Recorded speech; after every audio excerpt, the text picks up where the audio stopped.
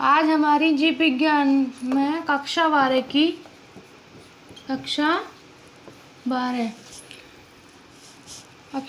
में जीव विज्ञान में अध्याय नंबर 3 चल रहा है हमारा, जिसका हमने पार्ट 1 आपको करा दिया था प्रीवियस वीडियो में। अध्याय 3 के नाम है मानव जनन से इंग्लिश में कहते हैं ह्यूमन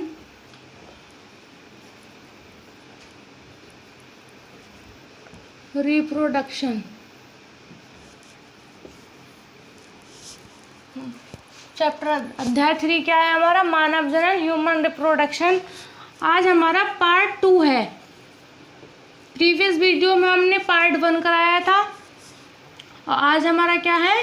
पार्ट 2 है। Hi guys, welcome to my channel SS study point. मैं शालिनी शर्मा। प्रीवियस वीडियो में हमने आपको मानव जनन में पार्ट 1 पढ़ाया था, जिसमें हमने आपको लैंगिक जनन से होने वाली 3 विधियों के बारे में बताया था। निषेचन पूर्व कौन कौन सी, वो 3 विधि कौन कौन सी थी? पहली थी निषेचन पूर्व घटना,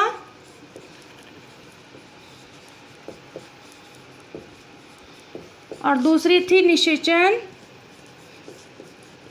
दूसरी विधि कौन सी थी हमारी? निषेचन। और तीसरी थी निषेचन पश्च घटना।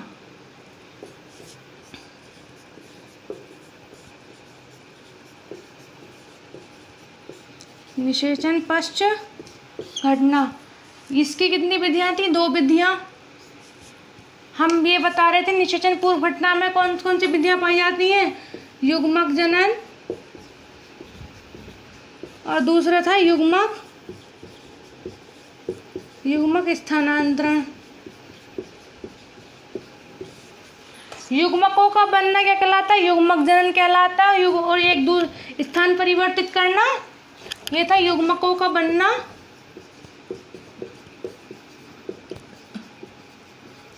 और ये था स्थान परिवर्तित करना। इसमें क्या था? स्थान परिवर्तित करना। अब युग्मक जनन में भी 2 प्रक्रियाएं होती हैं, 2 घटनाएं होती हैं। कौन कौन सी? सबसे पहले आती है शुक्राणु जनन, और दूसरी थी हमारी अंडाणु जनन। प्रीवियस वीडियो में हमने आपको यहाँ तक बताया था।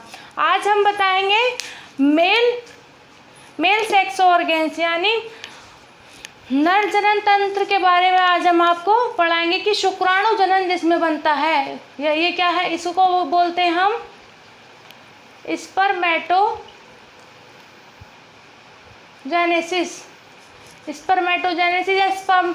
इसे शुक्राणु ही बोलते हैं। वैसे शुक्राणु को हम बोलते हैं स्पर्म से ही क्या बना है? स्पर्मेटोजेनेसिस बना है। इस पूरा भाग हमारा ये कहलाता है स्पर्मेटोजेनेसिस, और इतना भाग क्या कहलाता है? स्पर्म कहलाता है। तो हम बता रहे थे कि जो नर युग्मक है, हम सब जानते हैं कि नर युग्मक किसमें बनता है? शुक्राणु बनता है। तो शुक्राणु जो है वो नर जनन तंत्र में कहाँ पे बनता है? नर जनन तंत्र में कहाँ पे बनता है? ये चीज़ आज हम आपको बताएंगे। देखिए,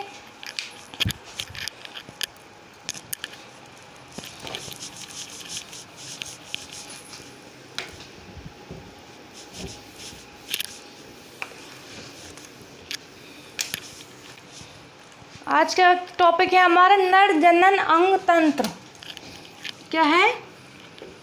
नर जनन अंग तंत्र। इसे इंग्लिश में बोलते हैं नर जनन अंग तंत्र। Male reproductive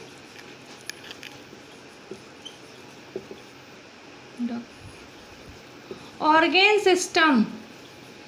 male reproductive organ system. नर जनन अंग तंत्र के बारे में आज हम आपको बताएंगे कि नर जनन अंग तंत्र क्या होता है। नर जनन अंग तंत्र को 2 पार्ट्स में डिवाइड किया गया है। नर जनन अंग तंत्र को 2 पार्ट्स में डिवाइड किया गया है।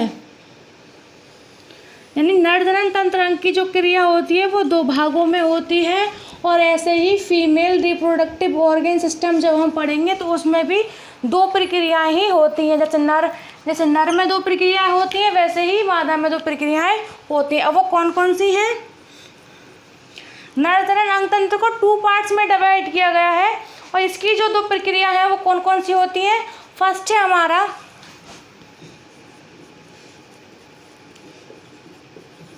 प्राथमिक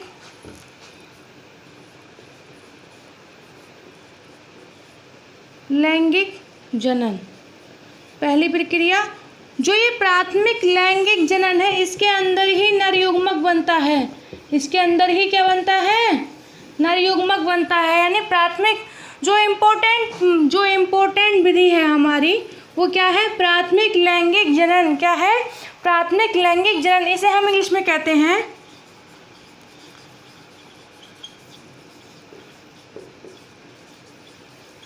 प्राइमरी सेक्स ऑर्गन। क्या कहते हैं? Primary sex organ. जो नर युग्मक है यानी जो शुक्राणु क्या है? नर युग्मक को हम क्या बोलते हैं? शुक्राणु। यानी कि जो स्पर्म है वो कहाँ किस में बनता है? वो बनता है प्राथमिक लैंगिक यानी प्राइमरी सेक्स ऑर्गन्स के अंदर ही इस चीज़ का निर्माण होता है। सेकंड है हमारा सहायक और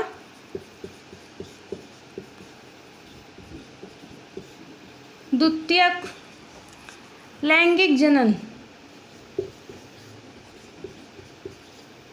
सहायक और द्वितीयक लैंगिक जनन यानी इसको 2 पार्ट्स में डिवाइड किया गया है नर जनन अंग तंत्र को। पहला है प्राथमिक लैंगिक जनन अंग और दूसरा क्या है हमारा?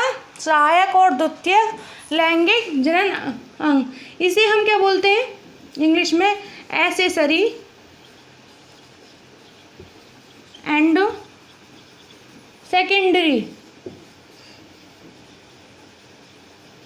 Accessory and secondary sex organs. Sex organ. नर जनन अंग को 2 पार्ट्स में डिवाइड किया गया है। इसमें तो बनता है नर युग्मक और इसमें क्या बनती है? इसमें बनती है ग्रंथियां। इस पार्ट्स में हमारी मनुष्य में इस पार्ट्स में ग्रंथियां बनती हैं और क्या बनती हैं? कोशिकाएं भी बनती हैं इसी पार्ट्स में। ग्रंथियां, कोशिकाएं, ये सब किस में बनती हैं? सहायक और द्वितीयक लैंगिक जनन अंग में। और नर युग्मक किस में बनता है? प्राथमिक लैंगिक जनन में। और इसमें ग्रंथियां, कोशिकाएं, नलिकाएं, जो नलिकाएं होती हैं वो सब किस में बनती हैं? हमारे सहायक और द्वितीयक लैंगिक जनन में। हम बताएंगे कि प्राथमिक लैंगिक जनन सेक्स ऑर्गन स्पर्म कैसे बनता है और ये किस में बनता है? इसमें भी बनता है विसरण में। ये किस में बनता है? विसरण। इसे इंग्लिश में बोलते हैं हम टेस्टिस। इसका ये इम्पोर्टेंट पॉइंट है कि प्राथमिक लैंगिक जनन में नर युग्मक कहाँ पे बनता है? टेस्टिस में बनता है। देखिए सहायक और द्वितीयक जो वो हैं, सहायक और द्वितीयक लैंगिक जनन अंग, इनको भी 2 पार्ट्स में डिवाइड किया गया है। इन्हें कितने पार्ट्स में डिवाइड किया गया है? 2 पार्ट्स में।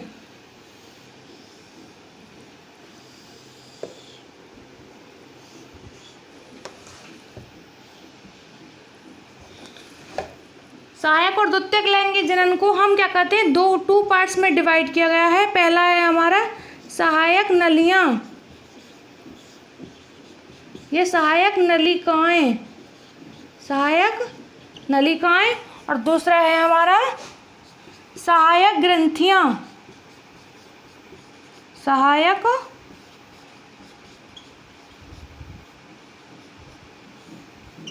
ग्रंथियां। जो सहायक और द्वितीयक लैंगिक जनन अंग है एक्सेसरी और सेकेंडरी सेक्स ऑर्गन, इसको भी 2 पार्ट्स में डिवाइड किया गया है। इसमें कुछ सहायक नलियाँ पाई जाती हैं और कुछ सहायक ग्रंथियाँ यानी ग्लैंड्स पाई जाती हैं। सहायक नलियाँ कौन कौन सी होती हैं? पहला है रीड टेस्टिस। रीड, इसे इंग्लिश में भी लिख सकते हैं रीड टेस्टिस। सहायक नली पहली कौन सी है? रीड टेस्टिड। दूसरी है शुक्रवाहिका। दूसरी क्या है? मतलब पहली सहायक नली है हमारी रीड टेस्टिड, दूसरी है शुक्रवाहिका। इसे बोलते हैं हम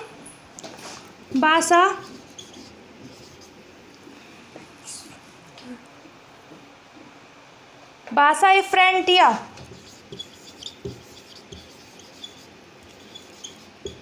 इसे क्या बोलते हैं? बासा इफ्रेंटिया शुक्रवाहिका। रीड टेस्टिस पाई जाती है, शुक्रवाहिका पाई जाती है। थर्ड है हमारा अधिविसरण।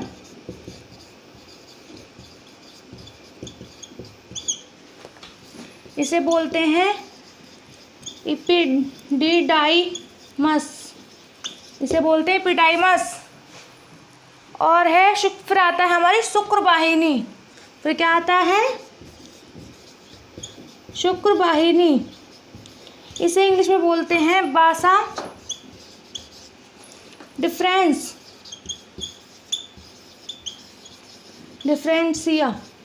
इसके बोलते हैं बासा डिफरेंशिया शुक्रवाहिना। यानी इसमें हमारी चार इतनी नलिकाएं पाई जाती हैं, चार।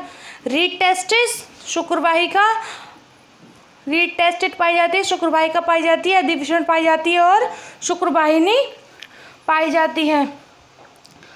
और अब बात आती है सहायक ग्रंथियां कौन कौन सी होती हैं। सहायक ग्रंथियां कौन कौन सी पाई जाती हैं?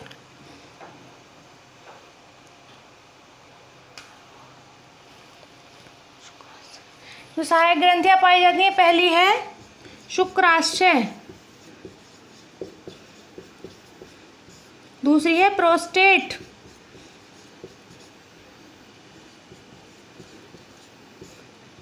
थर्ड पाई जाती है बल्बो यूरेथ्रल। सहायक ग्रंथियां कौन कौन सी पाई जाती है? शुक्राशय, प्रोस्टेट, बल्बो यूरेथ्रल। इसको हम काउपर ग्रंथियां भी कहते हैं। बल्बो यूरेथ्रस को हम क्या कहते हैं? काउपर ग्रंथि के नाम से भी जानते हैं। बल्बो यूरेथ्रल को हम काउपर ग्रंथि के नाम से भी जानते हैं। ये सब इसमें सहायक नलियां पाई जाती हैं और ग्रंथियां पाई जाती हैं। अब हम बात करें कि टेस्टिस से नर युग्मक कहाँ पर बनता है? इसकी स्ट्रक्चर देखिए।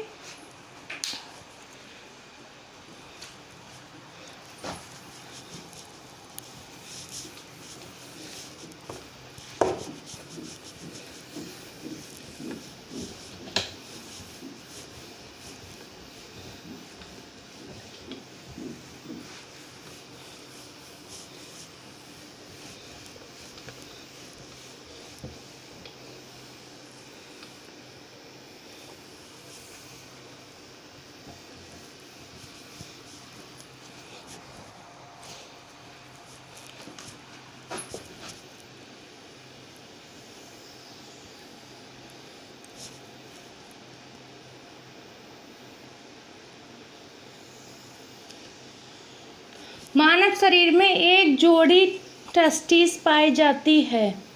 मानव शरीर में एक जोड़ी टेस्टिस पाई जाती है जो एक थैलीनुमा संरचना से घिरी होती है।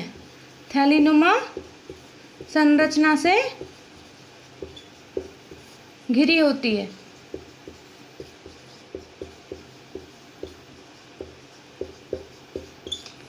एक जोड़ी टेस्टिस पाई जाती हैं जो क्या ये क्या है? ये जो है हमारी एक जोड़ी टेस्टिस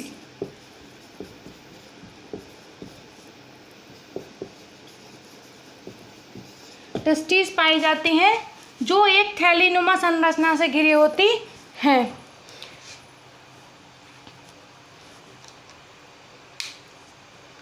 इस संरचना को हम क्या कहते हैं? ये जो हमारा बाह्य आवरण होता है, ये जो बाह्य आवरण यानी जो थैलीनुमा संरचना है, उसे हम विसरण कोश कहते हैं।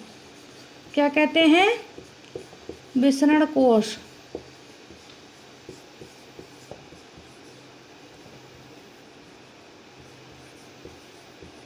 सेक्टोरम, उसे हम क्या कहते हैं?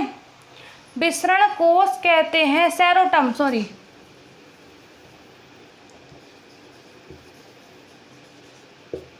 जो थैलीनुमा संरचना होती है इसे हम विसरण कोश कहते हैं। यह जो टेस्टिस है इसको अपने आवरण से ढके हुए रहती है।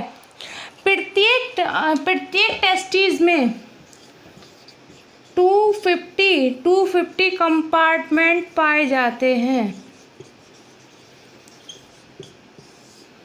प्रत्येक टेस्टिस में 250 कंपार्टमेंट्स पाए जाते हैं। तो कंपार्टमेंट्स कैसे होते हैं? इस तरीके से कंपार्टमेंट्स पाए जाते हैं। इसे हम अलग बना के दिखाएंगे। जो टेस्टिस होती है, क्वेश्चन आता है टेस्टिस शरीर के बाहर क्यों उपस्थित होती है? टेस्टिस शरीर के बाहर क्यों उपस्थित होती है? क्योंकि टेस्टिस को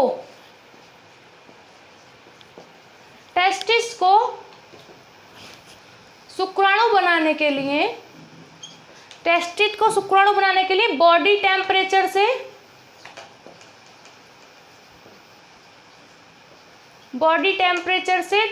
2 से 3 डिग्री C कम टेम्परेचर की आवश्यकता होती है, इसलिए ये बॉडी के बाहर उपस्थित होती है। देखिए, अब बताते हैं कि वन टेस्टिस में एक जोड़ी होते हैं, तो इसमें प्रत्येक एक टेस्टिस में 250 कंपार्टमेंट पाए जाते हैं।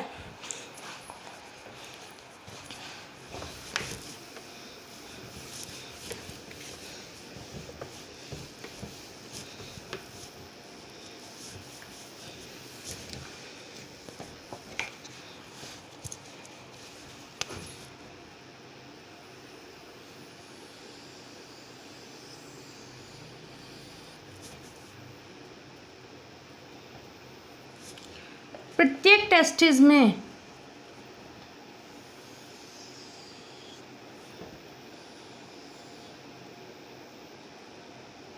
250 कंपार्टमेंट पाए जाते हैं। इस तरीके से देख सकते हैं आप।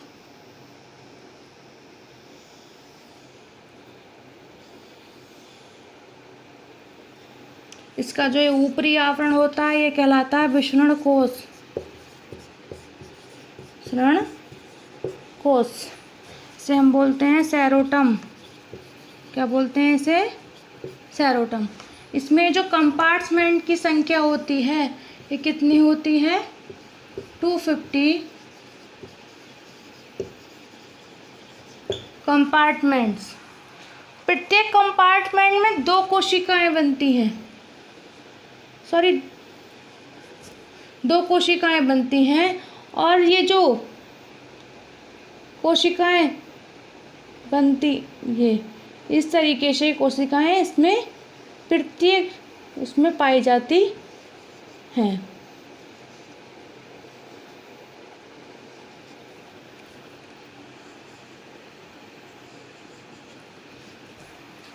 इस तरीके से इसमें कोशिकाएं बनी होती हैं।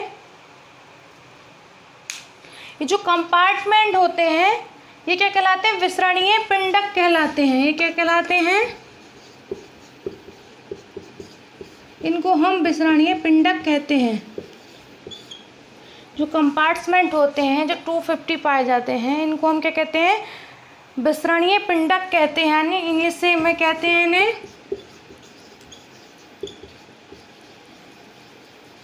टेस्टिकुलम लोब्यूल।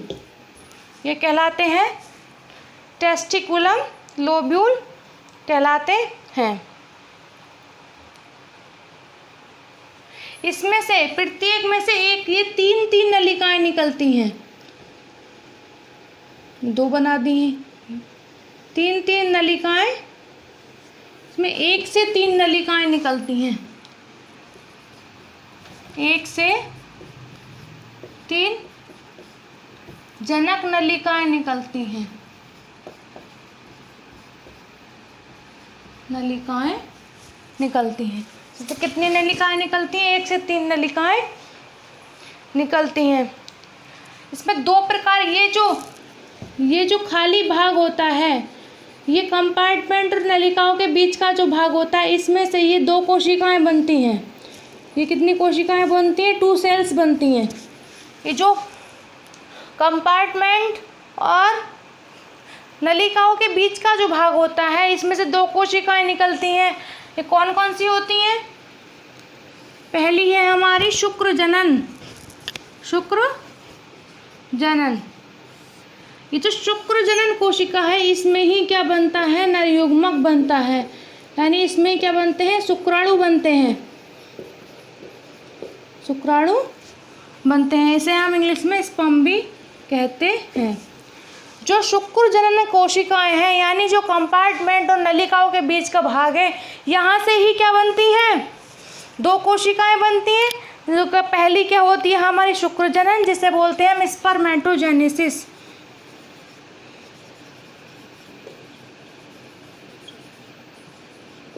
इसे क्या बोलते हैं हम?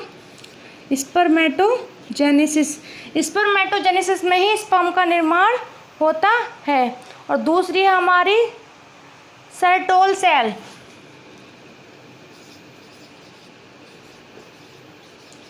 सर्टोल सेल। दूसरी क्या है हमारी? सर्टोल कोशिका।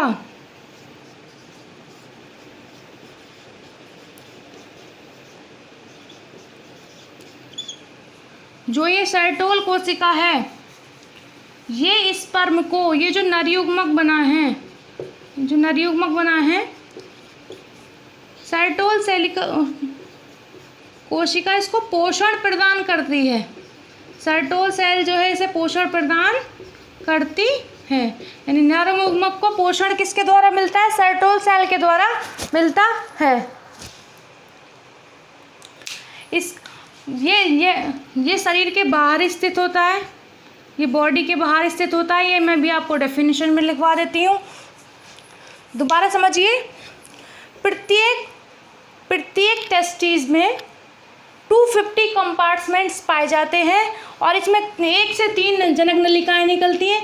जनक नलिकाओं और कंपार्टमेंट के बीच का जो एक खाली भाग है, यहाँ से ही 2 कोशिकाएं बनती हैं। जो है पहली क्या है? शुक्र जनन स्पर्मेटोजेनेसिस, और दूसरी सर्टोल सेल। तो जो स्पर्मेटोजेनेसिस है, उसके अंदर ही क्या बनता है? स्पर्म बनता है, यानी नरयुग्मक बनता क्या बनता है? उसके अंदर ये नरयुग्मक का निर्माण होता है। और सर्टोल सेल जो होती है, ये स्पर्म को क्या करती हैं? पोषण प्रदान करती हैं। क्या करती हैं? पोषण प्रदान करती हैं। इसकी डेफिनेशन लिख लीजिए ताकि फिर पढ़ने में आसानी रहे।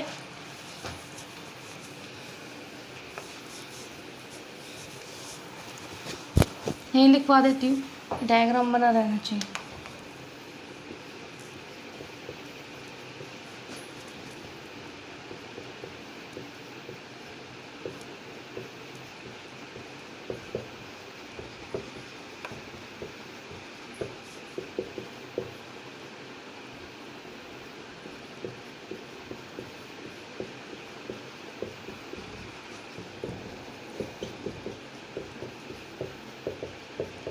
पोषण प्रदान करती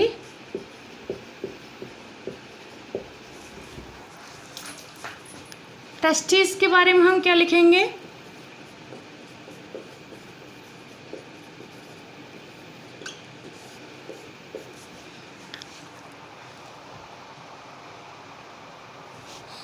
मनुष्य में एक जोड़ी टेस्टिस पाए जाते हैं।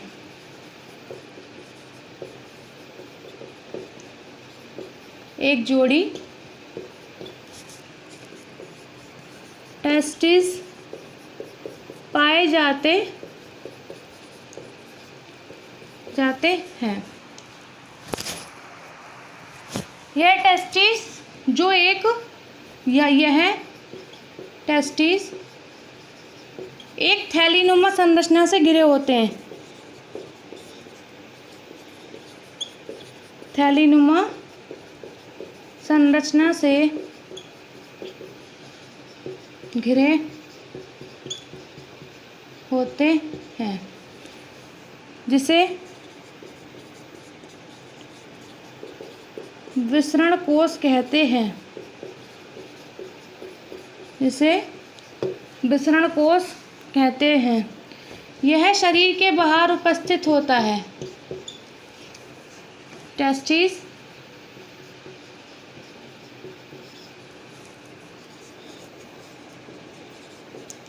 शरीर के बाहर इसलिए उपस्थित होता है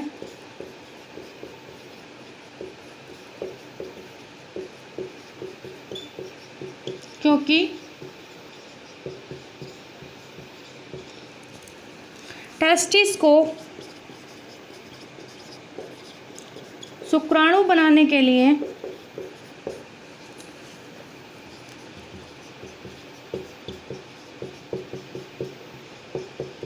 शरीर के तापमान से 2 से 3 डिग्री सेल्सियस कम तापमान की आवश्यकता होती है। कम तापमान की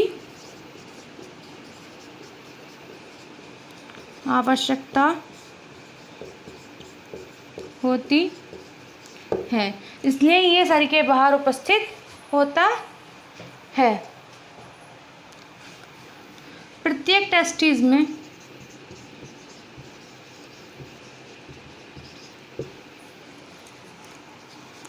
टू 250 कंपार्टमेंट पाए जाते हैं।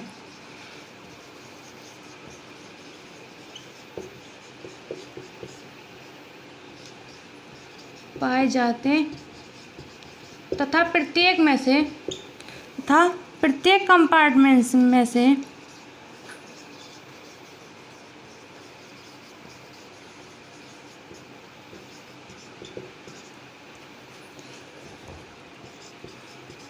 एक से तीन जनक नलिकाएं निकलती हैं।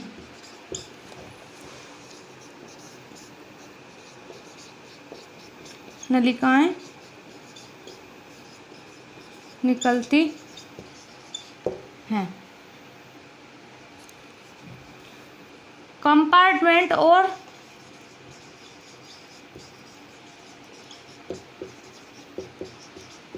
जनक नलिका के खाली जगह को जनक नलिका के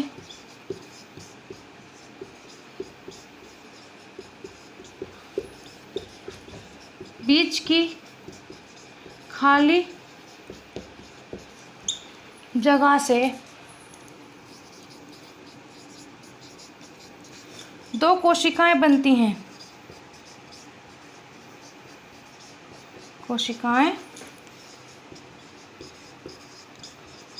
हैं। जिसे शुक्रजनन तथा शैटोल कोशिका कहते हैं।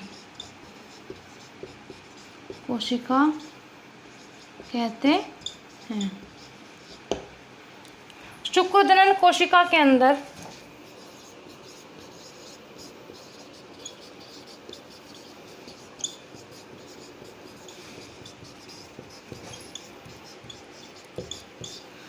ही नरयुग्मक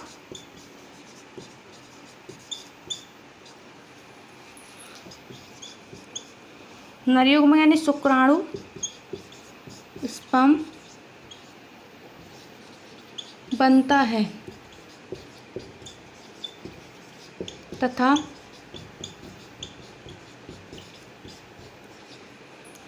शैटोल कोशिका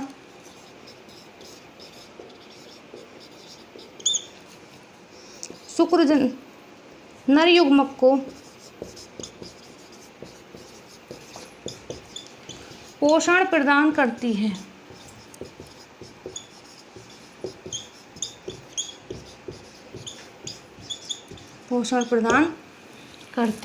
है। देखिए टेस्टिस के बारे में हम क्या लिखेंगे, मनुष्य में एक जोड़ी टेस्टिस पाए जाते हैं। यह टेस्टिस एक थैलीनुमा संरचना से घिरे होते हैं जिसे हम वृषणकोष कहते हैं। टेस्टिस शरीर के बाहर इसलिए उपस्थित होता है क्योंकि टेस्टिस को शुक्राणु बनाने के लिए शरीर के तापमान से 2 से 3 डिग्री सेल्सियस कम तापमान की आवश्यकता होती है। प्रत्येक टेस्टिस में 250 कंपार्टमेंट पाए जाते हैं तथा प्रत्येक कंपार्टमेंट से 1 से 3 जनक नलिकाएं निकलती हैं। कंपार्टमेंट और जनक नलिकाओं के बीच की खाली जगह से 2 कोशिकाएं बनती हैं जिसे हम शुक्रजनन साइटोल कोशिका कहते हैं। शुक्रजनन कोशिका के अंदर ही नरयुग्मक शुक्राणु स्पर्म बनता है तथा साइटोल कोशिका नरयुग्मक को पोषण प्रदान करती है।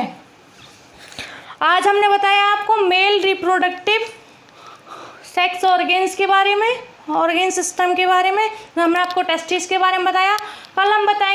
कल थर्ड पार्ट में हम बताएंगे फीमेल रिप्रोडक्टिव सेक्स ऑर्गेन्स, मादा जनन अंग तंत्र क्या होता है, उसमें कैसे निर्माण होता है। सबसे पहले मैंने बताया नर तंत्र को 2 पार्ट्स में डिवाइड किया था, प्राइमरी सेक्स ऑर्गन्स और accessory sex organs. Accessory sex organs को 2 पार्ट्स में डिवाइड किया था जिसमें सहायक नलिकाएं पाई जाती हैं और सहायक ग्रंथियां पाई जाती हैं। और प्राइमरी सेक्स ऑर्गन्स के अंदर विषण पाया जाता है। विषण में होने वाली ये सारी मेथड मैंने आपको यहाँ बताई। कल हम बताएंगे यही सिस्टम मादा में फीमेल में कैसे होता है। चलिए मिलते हैं कल एक नेक्स्ट वीडियो के साथ, तब तक के लिए